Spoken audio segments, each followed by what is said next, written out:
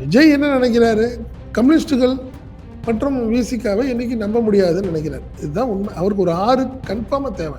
கண்டிப்பா அந்த 6 இதுங்கிறத அவர் சரி பண்ணிக்கணும்னு நினைக்கிறாரு. ஸோ அதனால என்ன பண்றாரு, நான் ஏற்கனவே காங்கிரஸ் வந்துருச்சு, ஒண்ணும் பிரச்சனை கிடையாது. இந்த அவங்க ஒரு 6 பேர அவரு வந்து நம்பிக்கை இல்ல, அவங்க மேல ஒரு நம்பிக்கை இல்லை அவருக்கு. அதன் தொடர்ச்சியா தான் இந்த ஒரு 4 பேர். டெல்லியில ஒரு கடுமையான அவருக்கு ஒரு வார்னிங். என்னன்னு பார்த்தீங்கன்னா, நிர்மலா சீதாராமன் பார்த்தாரு, பிரைம் மினிஸ்டர் பார்த்தாரு, ஹோம் மினிஸ்டர் பார்க்கல. மீண்டும் இன்னும் ஒரு அதிமுக எம்எல்ஏக்கள் பர்ச்சேஸ் பண்ணியோ இல்லை வேற ஏதோ பண்ணி நீங்க நடத்துறது வேற மாதிரி இருக்கும், சரியா இருக்கும், அதனுடைய பின் விளைவுகளை நீங்க சந்திக்கிற மாதிரி இருக்கும்னு சொல்லிட்டு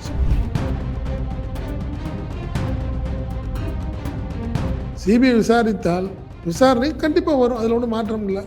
இது சம்பந்தமா பிஜேபியே ரொம்ப கோபமா இருக்கு. காரணம்னா எங்கேயுமே இந்த மாதிரி நடக்கல, எந்த இடத்துலையும் நடக்கல, இப்படி நடக்காது. நான் சொல்றது தான், நான் செய்யறதான்னு நினைக்கிறேன். அது பெரிய சிக்கலாக கூட ஏற்படுத்திடுவோம். என்னைக்குனாலும் எந்த நிமிடத்திலும் கைது செய்யப்படலாம் மாதவர் நினைச்சிருந்தான் பிஜேபி. இது முழுக்க முழுக்க பிஜேபி பாலில் போய் அவரே போய் மாட்டிக்கிறார், விஜயே போய் மாட்டிக்கிட்டார். இப்போ பொறுமையாக பண்ணியிருக்கலாம். நீங்கள் பிஜேபி ஆளுனா இந்நேரம் ஆட்டோமேட்டிக்காக பிரைம் மினிஸ்டரே 10 நிமிஷம் பார்த்து அனுப்பிச்சி விட்றாரு. நிமிஷம் பார்க்கவே இல்லை. விஜய் அதவார்ஜின் மீது வழக்கு அரெஸ்ட் பண்ணுவாங்க. பெரிய சிக்கல் அவருக்கு அதுதான். விஜய் வந்து ஒன்று காங்கிரஸை கழட்டி விட்டாலும் ஆச்சரியப்படுறதுக்கு இல்லை எந்த நிமிடத்திலும்.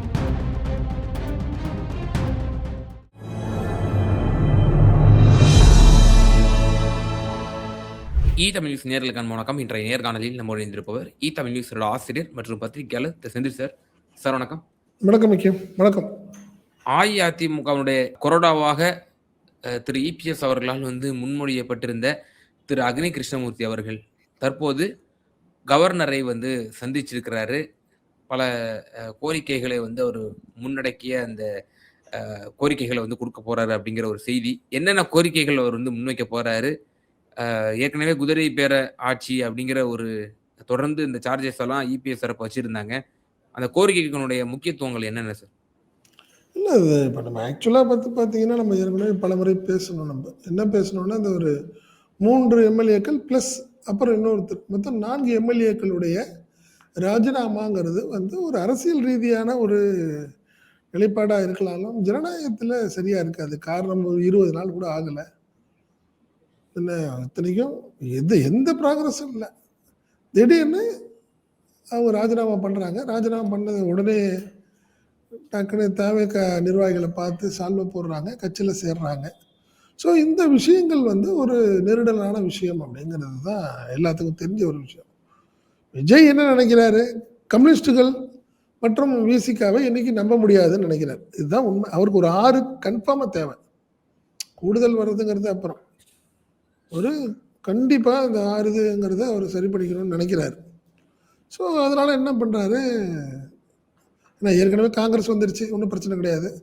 இந்த அவங்க ஒரு 6 பேர் அவர் நம்பிக்கை இல்லை, அவங்க மேலே ஒரு நம்பிக்கை இல்லை அவருக்கு. அதன் தொடர்ச்சியாக தான் இந்த ஒரு 4 பேர். புரியுதுங்களா? இன்னும் ஒரு 2 பேர் அவருக்கு தேவைப்படுது. இதோட சூழ்நிலை. இந்த நிலையில தான் அவர் டெல்லி போகிறாரு. டெல்லியில் ஒரு கடுமையான அவருக்கு ஒரு வார்னிங். என்னன்னு பார்த்தீங்கன்னா, நிர்மலா சீதாராமன் பார்த்தாரு, பிரைம் மினிஸ்டர் பார்த்தாரு, ஹோம் மினிஸ்டர் பார்க்கல. பட் அவரை சந்தித்த ஒரு மத்திய அரசில் பணியாற்றும் ஒரு தமிழ்நாடு கேடர் ஆஃபீஸர் தெளிவாக சொல்லிட்டார், மீண்டும் இன்னும் ஒரு அதிமுக எம்எல்ஏக்கள் மீது நீங்கள் அவரை வச்சு பர்ச்சேஸ் பண்ணியோ இல்லை வேற ஏதோ பண்ணி நீங்கள் நடத்துறத வேற மாதிரி இருக்கும், சரியா இருக்கும், அதனுடைய பின் விளைவுகளை நீங்கள் சந்திக்கிற மாதிரி இருக்கும்னு சொல்லிடுச்சு. பிஜேபி வார்ன் பண்ணிடுச்சு. பிஜேபி வார்ன் பண்ணாலும் நீங்கள் ஏற்கனவே இந்த 4 பேருக்கான விஷயம் இருக்கு. இதில் முழுக்க முழுக்க எல்லாத்துக்கும் நல்லாவே தெரியும். ஒரு பெரிய பணம், ஒரு பெரிய அமௌண்ட் அவங்க 4 பேருக்கும் கொடுக்கப்பட்டிருக்கு. இதன் தொடர்ச்சியாக தான் அவங்க ராஜினாமா பண்ணுறாங்க. இதில் ஆதவ அர்ஜுனுடைய பங்கு இருக்குது. இப்போ இதுதான் அவங்க கேட்குறாங்க. என்ன கேட்குறாங்க, சிபிஐ விசாரணை வேணும் அப்படின்னு கேட்குறாங்க. ஏடிஎம்கேல ரொம்ப இன்ட்ரெஸ்ட்னா அவங்களுடைய எம்எல்ஏக்கள் ரெட்டில் நின்றவங்க அவங்க. ஸோ அதன் தொடர்ச்சியாக தான் இது பார்க்குது. ஏன்னா டிஎம்கே இந்த விஷயத்தில் அமைதியாக இருக்குது. ஏன் டிஎம்கே கேட்கல? கரெக்ட், அவங்க வார்ன் பண்ணுறாங்க, அவ்வளோதானே ஒழிய எம்எல்ஏக்கள் எல்லாமே அதிமுக எம்எல்ஏக்கள் 4 பேருமே இதன் தொடர்ச்சியாக இது கண்டிப்பாக மிகப்பெரிய சிக்கல் அவருக்கு இருக்குது, விஜய்க்கு இருக்குது, ஆதவ அர்ஜுனுக்கு இருக்குது. கண்டிப்பாக சிபிஐ விசாரணை இருக்கும், அதனால மாற்றம் இல்லை. ஸோ இதன் தொடர்ச்சியாக தான் இப்போ வந்து ஏடிஎம்கே வந்து ஏற்கனவே எம்பி தனபால் சொல்லியிருந்தார், இதில் வந்து ஒரு குதிரை பேரம் நடந்திருக்கு, பணப்பரிமாற்றம் இருக்குது, இது சம்மந்தமாக விசாரிக்கணும் சிபிஐன்னு சொன்னார். இதன் தொடர்ச்சியாக இப்போ என்ன பண்ணியிருக்காங்க, கவர்னர்கிட்ட போய் கம்ப்ளைண்ட் கொடுத்துருக்குறாங்க. கவர்னர் என்ன சொல்றாங்க, சீஃப் செக்ரட்டரிகிட்ட விசாரிக்கணும், அதே மாதிரி சட்டமன்ற செயலர் அவரையும் கூப்பிட்டு விசாரிக்கணும். எப்படி அங்கே வந்து அனுமதிக்கிறீங்க, ஒரு கட்சியில இன்னொரு கட்சிக்கு சேர்றத அதை எப்படி நீங்கள் அனுமதிக்கிறீங்க? அந்த இடத்துல அங்கேயே வந்து கார்டு கொடுக்குறீங்க, நீங்கள் அங்கே அந்த இடத்துல கார்டு கொடுக்குறீங்க, எந்த உங்கள் உறுப்பினர் அட்டையை அங்கே கொடுக்குறீங்க. முதல் 3 பேருக்கு அது நடந்துருச்சு. 4வதாக போன இசக்கி சுப்பியாவை அவங்க வந்து அங்கே என்கேஜ் பண்ணாமல் பனையூருக்கு வர சொல்லி பேசிட்டாங்கன்னு வச்சுக்கலாம். இதுதான் நடந்திருக்கு. இது சம்பந்தமான கம்ப்ளைண்ட்டு ஏற்கனவே ஏடிஎம்கே குதிரை பேரம் நடந்துச்சு, சம்மந்தப்பட்ட அன்னைக்கு விஜய் அங்கே போய் பார்த்தது தவறு, இதன் தொடர்ச்சியாக தான் அவங்க ஃப்ளோஸ் டெஸ்ட்டில் விஜய்க்கு சப்போர்ட் பண்ணாங்கங்கிறத கம்ப்ளைண்ட் பண்ணிட்டாங்க. ஏற்கனவே டிடிவி கொடுத்துருக்கிறாரு, என்ன கொடுத்துருக்காரு, காமராஜ் வந்து கட்டாயப்படுத்தி கையெழுத்து வாங்கினாங்க அப்படிங்கிற விஷயம். காரணம் என்னென்னா, கட்சியோட பொதுச்செயலாளர் நான், ஏன் மூலியமாக அவங்க பேசிட்டு தான் கையெழுத்து வாங்கியிருக்கணும், இல்லைனா கூட அவர் முதல்ல நான் இந்த கட்சியிலேருந்து விலகுறேன்னு சொல்லி ப்ராப்பராக போயிருக்கணும். இப்போது அங்கே ஒரு குதிரை பேரம்னு இருக்குது, நடந்திருக்குன்னு சொல்லி போலீஸ் ஸ்டேஷன் கவர்னர்கிட்ட கொடுத்தாரு. கவர்னர் கொண்டு போலீஸில் கம்ப்ளைண்ட் கொடுங்கன்னு சொன்னோன்னே கிண்டி போலீஸ் ஸ்டேஷனில் கொடுத்து அது பெண்டிங். ஸோ அடுத்தடுத்த விஷயங்கள் தான் இன்றைக்கி விஜய்க்கு பெரிய ஒரு சங்கடத்தையும் சிக்கலையும் கூட ஏற்படுத்தியிருக்கிறது. புரியுதுங்களா? அதில் மாற்றமே இல்லை. ஆதவ அர்ஜுன் வந்துட்டு மாட்டுவார், அதில் மாட்டுவார். அப்படி பார்க்கும்போது A1 ஆதவ அர்ஜுன் தான் வருவார். அதில் சிபிஐ விசாரித்தால் விசாரணை கண்டிப்பாக வரும், அதில் ஒன்றும் மாற்றம் இல்லை. இது சம்மந்தமாக பிஜேபியே ரொம்ப கோபமாக இருக்குது. காரணம்னா எங்கேயுமே இந்த மாதிரி நடக்கலை, எந்த இடத்துலையும் நடக்கலை, இப்படி நடக்காது. இது ஒன்னோடு ஒன்று பெண்ணி பிணைந்து பார்க்கணுமா? அமித்ஷா சந்திக்க மறுத்து இருக்கிறாரு விஜய. காரணம், நீங்க தமிழ்நாட்டில் நீங்க செயல்படக்கூடியது திருப்திகரமா இல்ல, ரொம்பவே நீங்க எக்ஸ்ட்ரீமா போறீங்க.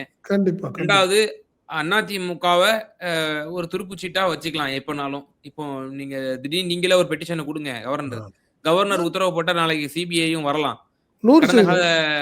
ஒரு வரலாற்றுகளும் பல விஷயங்கள் மேற்கோள் காட்டப்படுது. இதே இன்பதுரை பல விஷயங்கள் மேற்கோள் காட்டியிருக்காரு. இதை வைத்து விஜயை ஒரு எப்பனாலும் நம்ம கட்டுக்கொள்ள கொண்டு வரலாம்.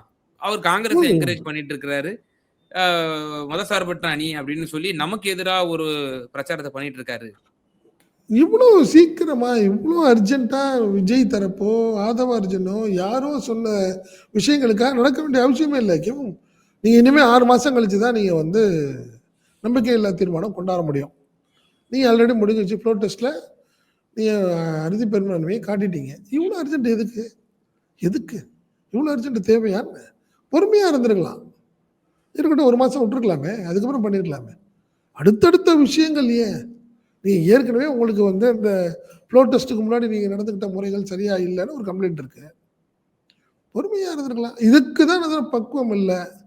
அனுபவம் இருந்த தலைவர்கள்ட்ட விஜய் கேட்டுக்கிறதுல என்னங்க, நீங்கள் டெல்லி போகிறாரு, பிரைம் மினிஸ்டர் பார்க்க போகிறாரு, ஏற்கனவே சீஃப் செக்ரட்டரி போயிட்டார், அதெல்லாம் வேறு விஷயம். பட் நீங்கள் கூட்டிகிட்டு போகிறது எல்லாமே உங்கள் நண்பர்களையும் பிஸ்னஸ் பார்ட்னர்ஸையும் கூப்பிட்டு போகிறீங்க. பிரைம் மினிஸ்டரை பார்க்க போகிறதுக்கு ஏன் ஒரு செங்கோட்டையினை கூட்டலாம், அனுபவம் வாய்ந்த ஒருத்தரை கூட்டிகிட்டு போகலாம். எதுவுமே இல்லையே விஜய்கிட்ட. சரி, அவரை பொறுத்த வரைக்கும் உண்மை நான் சொல்கிறது தான், நான் செய்யறதான்னு நினைக்கிறார். அது பெரிய சிக்கலாக கூட ஏற்படுத்திடும். வைக்கும் நீங்கள் இங்கே யார் இத்தனைக்கும் அவ்வளோ பெரிய அறுதி பெரும்பானே நீங்கள் 190 ஜெயிச்சிட்டிங்களா? 234க்கு 200 ஜெயிச்சிட்டோங்க, 34 தான் அப்படின்னா அதுவும் இல்லையே. நீங்கள் அரைகுறை தானே, 108 தானே, ஒரு மைனாரிட்டி தானே உங்கள் கவர்மெண்ட்டு. இப்படி ஒரு சூழ்நிலை எப்போ ரொம்ப கவனமாக டீல் பண்ணணுமா இல்லையா? பிஜேபி இருக்குது, அதிமுக, திமுக எல்லாமே ஒரு ஜாம்பவான்கள் உங்களுக்கு எதிராக இருக்கிறவங்க. இப்போ அவங்கெல்லாம் பொறுமையாகவும் உங்களுக்கு டைம் பார்த்துட்டே இருக்காங்க. எந்த நேரத்துலையும் உங்களுக்கு ஒரு பெரிய நெருக்கடியை கொடுக்கறதுக்கு தயாராக இருக்கிறாங்க. ஸோ அப்படி போது ஒவ்வொரு ஸ்டெப்பையும் பொறுமையாக எடுக்க வேண்டிய கட்டாயத்தில் விஜய் இருக்கார். பட்ஜெட் கூட்டத்தொடர் ஜூன் முடிஞ்சதுக்கப்புறம் ஜூலையில் இருக்க போது முடிச்சுட்டு அதுக்கப்புறம் மற்ற விஷயங்களை பண்ணியிருக்கலாமே. இவ்வளோ அர்ஜென்ட்டாக அதுவும் இப்போ எலெக்ஷன் உடனே வந்துடுறப்போ தான் நான் ஒரு வாரத்தில் இப்போ இடைத்தேர்தல் வந்துடும், அதுக்கும் வாய்ப்பு இல்லை. அதுவும் 6 மாதம் கழிச்சு தான் வரப்போகுது. என்ன நினைக்கிறாரு அவரு, அடுத்த 6 மாசத்துக்குள்ள மீண்டும் நம்பிக்கையில்லா தீர்மானம் கொண்டு வந்தால், அப்ப நம்ம சரி பண்ணிக்கணும். அதுக்குள்ள நம்ம தாவேக்கா நம்ம வெயிட்டா இருக்கணும்னு நினைக்கிறாரு. அதனால தான் அவர் உடனே ஆனால் அது இன்னைக்கு ஒரு பெரிய சிக்கல ஏற்படுத்தியிருக்கு. இல்ல சார், இந்த மெஜாரிட்டி கூட இப்போ ம். அ செயற்கையான ஒரு மெஜாரிட்டிய இவரா உருவாக்கிக்கிறாரு. இப்ப ஆமா, ஆமா, 234 ஆமா. 5 காலி இடங்கள்னா 229க்கு தான் கணக்கு எடுக்கப்படும். ஆமா, ஆமா, ஆமா. 229க்கு உங்களுக்கு வந்து மேபி 115க்குள்ள தான் வரும். ஸோ ஆமா, அப்போ ஆமா. பெருசா அப்போ வந்து இவங்கள கூட்டணி கட்சிகளோட தயவு இல்லாமலேயே காங்கிரஸ் மற்றும் தாவேகா இன்னும் சில கட்சிகளினுடைய இது மட்டுமே போதுமானது. இன்னும் 2, 3 பேர் ராஜினாமா பண்ணிட்டு வந்தாங்கன்னா, அப்ப இன்னும் காலிகள் இடங்கள் உண்டாகலாம். இப்படிங்கிற ஒரு கருத்து சொல்லப்படுது. ஆமா, ஆமா. இப்போ நீங்க உண்மதான். ஆரம்பத்தில குறிப்பிட்டது போல சிபிஐ வழக்கு அது வந்து கவர்னருடைய பரிந்துரையின் பேரால் அது 100% நடப்பதற்கான நடப்பாரு. சாத்தியங்கள் இல்ல, இருக்கா? இல்ல. கண்டிப்பா கடந்த இருக்கும். காலகட்டத்தில அவர் வந்து சுட்டிக்காட்டிய வழக்குகள் சிபிஐ பதிவு செஞ்சது. இது வந்து மணி லாண்டரிங் ஆக்ட் படி இடி உள்ள வரும் அப்படின்ற இல்ல அதுதான் விஷயத்த சொல்றேன். சொல்லப்படுது. இப்ப நீங்க அதுல என்ன சொல்றாங்க, சிபிஐ விசாரணை. இல்ல அட்லீஸ்ட் எஃப்ஐஆர் ஆவது போட்டு விசாரிக்கணும். ஏன்னா இங்க நீங்க பண்ண முடியாது ஹக்கீம். நீங்க வந்து அதிகபட்சம் இதுல வந்து சீட்டிங்கு, என்ன இந்த மாரி வழக்குகள்ல அங்க லோக்கல் போலீஸ் பண்ணா தாவேக்கா கவர்மெண்ட் இருக்கப்ப எப்படி அவங்களுக்கு எகென்ஸ்டா வந்து கேஸ் போடுவாங்க. ம். நீங்க அதே மாரி லஞ்ச ஒழிப்பு போலீஸும் பண்ண முடியாது. ம். சிபிசிஐடி இதெல்லாம் வாய்ப்பில்ல. அதனால தான் சிபிஐன்னு கேட்குறாங்க. சிபிஐ வழக்கு வரும்போது எஃப்ஐஆர் போட்டு 5,00,00,000 5,00,00,000ன்னு அவங்க சொல்றாங்க. பணம் பரிமாற்றம் நடந்திருக்குன்னு சொல்றாங்க. இப்படி ஒரு சூழ்நிலை வரும்போது இடி வரும். கண்டிப்பா வரும். மாற்றமே இல்ல. ஏன்னா, இது எல்லாமே ஒரு ஓப்பனா ஒரு விஷயங்கள். நீங்க எம்எல்ஏக்கள் எல்லாருக்குமே தெரியுது. நீங்க ஃபர்ஸ்ட்டு ரிசைன் பண்றதுக்கு முன்னாடி ஒரு அமௌண்ட் குடுக்குறாங்க. ரிசைன் பண்ணி முடிச்சதுக்கப்புறம் ஒரு அமௌண்ட் குடுக்குறாங்க. உங்களுக்கு தான் சீட்டு அப்படின்னு கேரண்டி குடுக்குறாங்க. ஸோ இந்த மாரி எல்லாமே கிட்டத்தட்ட குதிரை பேரம் தான். இல்ல வெட்ட வெளிச்சமா ஆரம்பத்துல தெரியுது. அது ஆ இப்போ கேஜ்ரிவால தூக்கி உள்ள வச்சாங்க. அது ஆமா. முகாந்திரம் இல்லாதது.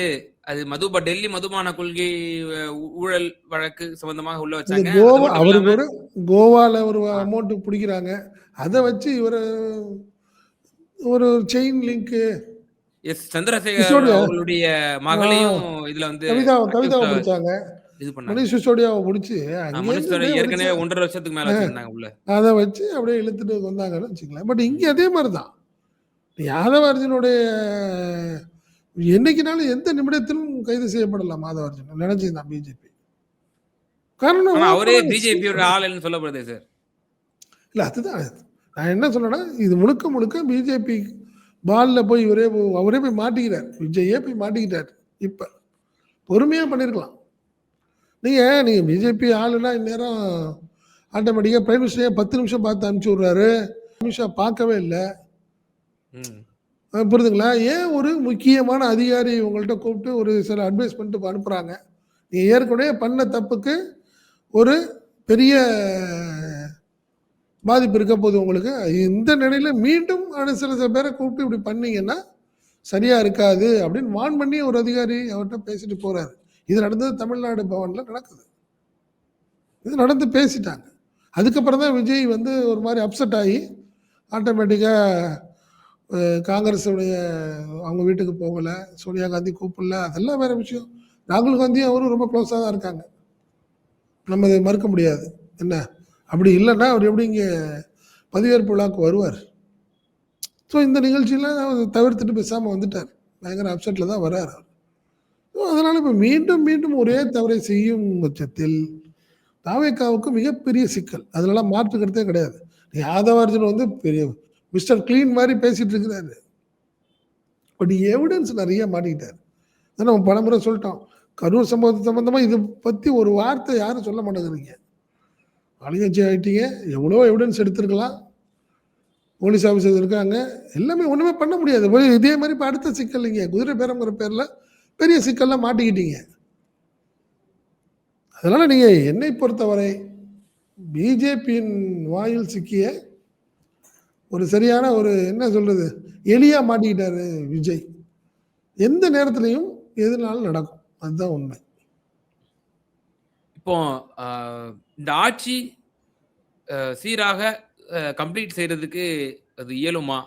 ஏன்னா, அப்படி ஒரு இந்த மாரி கரப்ஷன் சார்ஜஸ், இந்த மாரி குதிரை பேர சார்ஜஸ வச்சு அவங்களுக்கே இல்லையே ஆட்சிய டிஸ்மிஸ் பண்ண முடியுமா? அல்லது சீஃப் மினிஸ்டர வந்து கைது செய்வாங்களா? அப்படி ஏதாவது நடந்திருக்கா கடந்த காலத்துல? எல்லாருக்கும் நீங்க என்னை பொறுத்தவரை ம். டிஸ்மிஸ் பண்றதுக்கான வாய்ப்புகள்லாம் மிக குறைவு தான். நம்ம அதெல்லாம் சொல்ல முடியாது. என்னன்னு காரணம்னு சொன்னா, இப்ப நீங்க அந்த மாரி செஞ்சீங்கன்னா, முதல் மாரி உச்சநீதிமன்றத்தில பொம்மை வழக்கெல்லாம் எவிடன்ஸ்லாம் இருக்கு. ஆமா அதெல்லாம் பெரிய இருக்கு. அதனால பண்ண மாட்டாங்க. பட் என்னை பொறுத்தவரை விஜய், ஆதவர்ஜுன் மீது வழக்கு ம். அரெஸ்ட் பண்ணுவாங்க. விஜய் இல்லாத ஒரு ஆட்சி எப்படி இருக்கும்னு பார்த்துங்க. ஆதவர்ஜுன் இல்லாத ஒரு அமைச்சரவையா இருக்கும். ஸோ இந்த விஷயங்கள் எல்லாம் தவிர்க்க முடியாது. அவருக்கு வந்து பெரிய சிக்கல் அவருக்கு அதுதான். விஜய் வந்து ஒண்ணு காங்கிரஸ கழட்டி விட்டாலும் ஆச்சரியப்படுறதுக்கு இல்ல எந்த நிமிடத்திலும். நீங்க வேற என்ன பண்ணுவீங்க? வேற ஏதாவது ஒண்ணு பிஜேபிய சமாதானப்படுத்தணும்னா என்ன சமாதானப்படுத்தணும்? ஏதோ ஒரு வகையில சமாதானப்படுத்தணும். பிஜேபி அப்படியே வெயிட் பண்ணிட்டு இருக்கு. எந்த நேரத்தில முடிவு எடுக்கும்னு தெரியாது. புரியுதுங்களா? 20 நாள்லயே இவ்வளோ பெரிய குழப்பம் உங்களுக்கு தேவையில்லாத விஷயம். இப்ப இதனால பாதிக்கப்பட்டு நிக்கிறாரு. இப்ப புதுக்கோட்டை விஜயபாஸ்கர்லாம் எடுத்துக்கிட்டீங்கன்னா, அவர் டிவிக்கே போகணும்னு முடிவு பண்ணிட்டாரு. ஓ! அதான் உண்மை. டிவிக்கே போகணும்னு முடிவு பண்ணிட்டாரு. காரணம் என்னன்னா, இந்த 25 எம்எல்ஏக்கள் விஷயத்துல அவர் தான் ஃபர்ஸ்ட்டு இனிஷியேட் பண்ணி விஜய பார்க்குறாரு, பேசுறாரு. அவர் தான் கன்வின்ஸ் பண்றாரு சிவி சண்முகத்த, வேலுமணியெல்லாம்னு வச்சுங்க. பட் அவர் போலாமான்னு நினைக்கும்போது, இப்போ ஒரு பெரிய சிக்கல பிஜேபி ஒரு செக் வைக்குது விஜய்ட்ட. தேவையில்லாம மீண்டும் யாரையாவது சேர்க்கணுங்கிற பேர்ல எம்எல்ஏவை ரிசைன் பண்ணி கொண்டாந்தா, வேற மாரி நடவடிக்கை நாங்க எடுப்போம்னு ஒரு வார்ன் பண்ணி வைக்கிறாங்க. விஜய் அசாத்திய தைரியத்துல பார்க்கறது என்ன வேணாலும் பண்ணிக்கங்கன்னு சொல்லிட்டு அந்த அளவுக்கு தைரியமான ஆளா அவரு? கரூர்லயே பார்த்துட்டோமே நம்ம 41 நாள் ஆள் வெளிய வரலையே அவரு. இந்த சம்பவத்துக்கு அப்புறம். புரியுதுங்களா? அப்ப அதே மாரி தான் இப்ப நான் சொல்றேன். அதனால விஜய் மாரி ஆளு இவரு இப்ப நீங்க விஜயபாஸ்கர்லாம் அப்படியே ஸ்ட்ரக் ஆகி நிக்கிறாரு. என்ன பண்றதுன்னே தெரியல. சிவி சண்முகம் கண்டிப்பா டிவிக்கே போமாட்டாருங்க. அது நான் கேரண்டி என்னைய பொறுத்தவரைக்கும். அவருடைய சீனியாரிட்டிக்கு அந்த கட்சிக்கு முடியாதுங்கிறது அவர் மனதில இருக்காரு. அவர் ஒண்ணு ஏடிஎம்கேல அப்படியே ரிட்டர்ன் ஆகி போவார். இல்லன்னா ரிசைன் பண்ணிட்டு போயிடுவார். இந்த ஒரு சூழ்நிலை தான் அவர். போயிட்டு இப்ப வேற வழி இல்லாம விஜயபாஸ்கர் என்ன ஆயிடுச்சு, டிவிக்கேன்னு ஒரு பந்தா காட்டிட்டு வெளிய வந்துட்டாரு. இப்ப திருப்பி போமாட்டாரு அவர். ஏடிஎம்கேக்கு முடியாத ஒரு சூழ்நிலையில இருக்காரு. எடப்பாடி முகத்த போய் பார்க்க முடியாது. நீங்க ஏதோ ஒரு முடிவு பண்ணதுனால தானே நீங்க தொகுதி மக்கள் எல்லாம் பார்க்க போறேன், நிர்வாகிகள பார்த்து கலந்து அதிமுகல ஏற்கனவே இருக்கிறவனுக்கு என்னங்க ஆலோசனை? என்னத்துக்கு தொகுதியில மக்கள சந்திச்சு நான் வந்து கருத்து கேட்க போறேங்கிறதுக்கு அதிமுக தான் நீ கேட்க போறேன். ஏன் நீ எடப்பாடி பழனிசாமிய ஏத்துக்கிட்டேங்கிற உங்களுக்கு என்னத்துக்கு ஆலோசனைன்னு கேட்கிறேன் நான். தேவையில்ல. அப்ப நீங்க வேற ஏதோ ஒரு முடிவு எடுத்துட்டீங்க. அதனால டிவிக்கேன்னு போறதுக்கான வாய்ப்பு இப்ப இல்லங்கிற மாரி தான் இருக்கு. ஏன்னா, இந்த டெல்லி ட்ரிப்புக்கு அப்புறம் அவங்க ஒரு மாரி வேற மாரி பிஜேபியோட ட்ரீட்மெண்ட்டு ஒரு பெரிய ஷாக் குடுத்துருக்கு டிவிகேக்கு. டிவிகே அப்படியே பயந்த மாரி இருக்காங்க. இந்த நிலையில நம்ம போனா நம்மளுக்கு மரியாதை இருக்குமான்னு நெனைக்கிறாரு. 2 பேர் மேலயும் கோவிச்சு ஒண்ணு டிவிகேயும் பெருசா ஒரு என்டர்டெயின்மென்ட் தான் அது. பிஜேபி அவருக்கு மேல ஏறும் குட்கா, கிட்கா கேஸ் எல்லாம் இருக்கு. அதுல ஏத்தி உட்கார வச்சுருச்சுன்னா என்ன பண்ணுவாரு அவரு? ஸோ, அதனால அவர் அப்படியே பேசாம உட்காந்துருவார். அமைதியா இருப்பார். இல்லன்னா டிஎம்கேக்கு போவார். அதான் ஒரு சூழ்நிலை. வேற வழி இல்ல. இனிமே எடப்பாடி முகத்துல முழிக்க முடியாதுங்கிறதுனால திமுகவுக்கு போகலாம்.